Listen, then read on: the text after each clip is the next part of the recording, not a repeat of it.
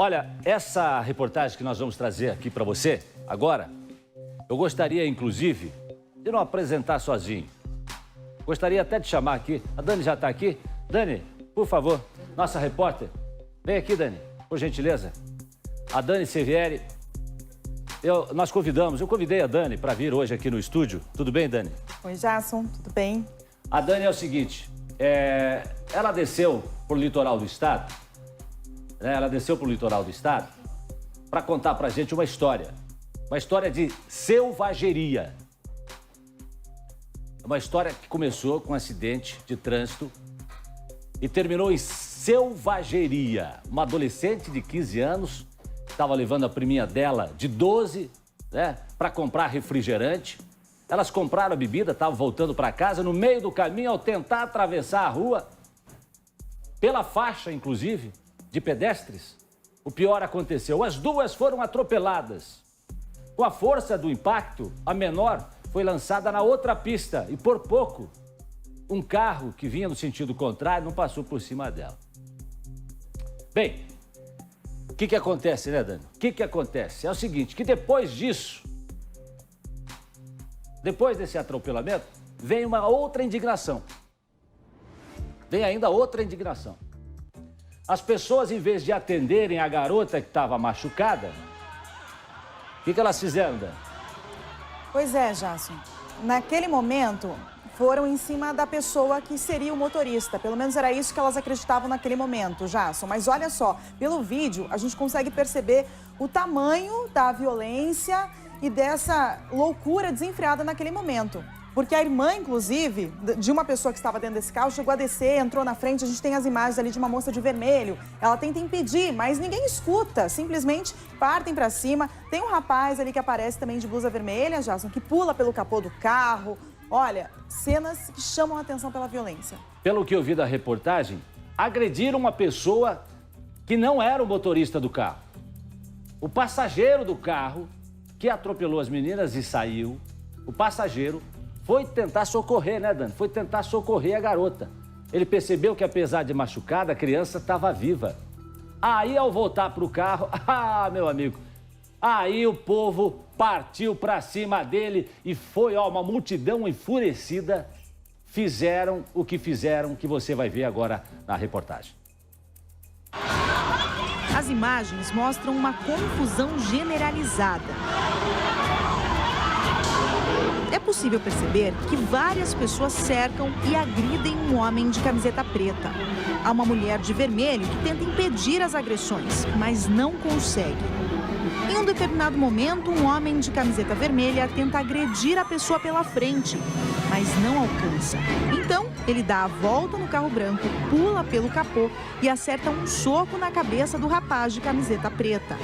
Do outro lado da rua, é possível ver uma pessoa caída no chão, rodeada pelos homens do Corpo de Bombeiros. Chegando lá, era a população revoltada com a situação. Estava agredindo, na verdade, o suposto condutor, né? Por outro ângulo, mais imagens das agressões. O homem agredido seria o suposto motorista de um carro que teria atropelado uma menina de 11 anos. Toda a confusão foi flagrada por um morador da região depois que o suposto motorista do carro teria tentado fugir do acidente. A adolescente de 12 anos estava acompanhada da prima de 15. Elas tinham acabado de deixar a casa em que vivem a poucos metros daqui e iriam atravessar essa avenida movimentada para buscar um refrigerante. Lembrando que era domingo à tarde. O movimento não estava nem perto deste aqui de hoje, mas elas fizeram exatamente esse trajeto. Começaram a atravessar, deram vez para um veículo que passou, continuaram a travessia, pararam exatamente aqui no meio para ver se vinha ou não um veículo. E daqui elas iriam atravessar. Foi nesse momento que o Fiat Uno veio nesta direção e acabou batendo nas duas primas aqui. Daqui, a adolescente de 12 anos, que foi a mais atingida, foi lançada para a pista contrária e caiu do outro lado, bem na frente de um Gol. O motorista do Gol conseguiu frear a tempo de evitar passar por cima da adolescente. Paramos no meio da faixa para o carro passar. E ele estava em alta velocidade e quando eu percebi que ele não ia passar reto, ele ia vir diretamente na nossa direção, eu tentei puxar ela, abracei ela no meu corpo, mas não deu tempo de puxar ela. E ele jogou o carro em cima. Daí a gente caiu e quando eu vi, ela já estava desmaiada no chão. Ela praticamente assim, ela voou e ficou com a cabeça totalmente embaixo do outro carro que vinha na direção contrária. Por muito pouco ele não passa, né, por cima da cabeça dela, assim. A cena foi muito horrível, assim, eu até não cheguei próximo, meu esposo que foi ajudar, dar um suporte, mas, assim, quem viu, a gente dava ela como morta. Essa mesma testemunha afirma que viu o momento que o motorista abandona o carro em movimento. A pessoa que estava na direção já tentou se evadir do local e o carro mesmo em movimento, o carro branco que a gente viu, o rapaz meio que caiu da porta da direção. Então ele, com certeza, ele iria se evadir do local. A versão de Rogério da Silva Belo, o homem que aparece sendo agredido, é diferente. Ele conta que era o passageiro do veículo. Depois do acidente, ele desceu do carro para ajudar a menina e quando retornou para avisar o motorista que ela estava viva, começou a ser agredido. E eu corri até o carro para avisar o meu cunhado que a menina estava viva. Aí, nesse momento que eu cheguei, a população já chegou me batendo. Depois que teve as agressões ali, um policial conseguiu me colocar até o pátio de um colégio que estava ali e um guarda municipal ficou fazendo uma segurança.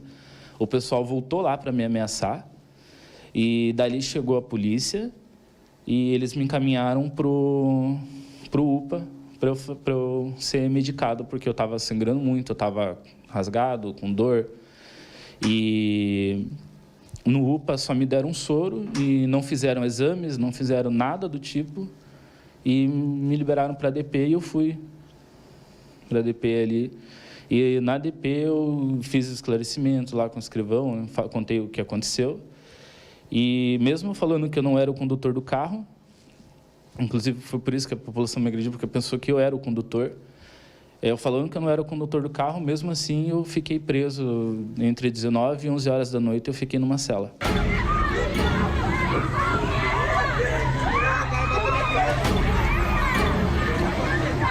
Eu apanhei sem merecer, eu fui preso sem ter cometido um crime. E eu fiquei ali detido, não sabia o que fazer. Eu estava sozinho numa cela, dava para ver pouca coisa. E a cela muito suja, eu rasgado ali, eu sangrando.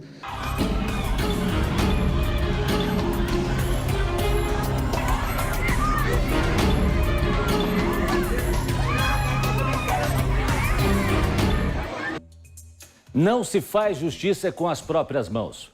Afinal, quem era o motorista? Quem era o motorista? Espera aí que eu já vou te contar. A Daniela já vai te contar na reportagem que vai vir a seguir. Mas eu quero saber como é que está essa menina, como é que está essa garota, Dani? Jason, ela ainda está internada, o estado dela é considerado estável nesse momento de acordo com a família, mas ela chegou a passar o aniversário dela no hospital. O acidente, o atropelamento aconteceu no domingo e durante essa semana ela completou 12 anos no hospital. Então ela ainda está em tratamento, ela está com muitos problemas psicológicos, principalmente nesse momento, Jason. A gente já volta nesse assunto.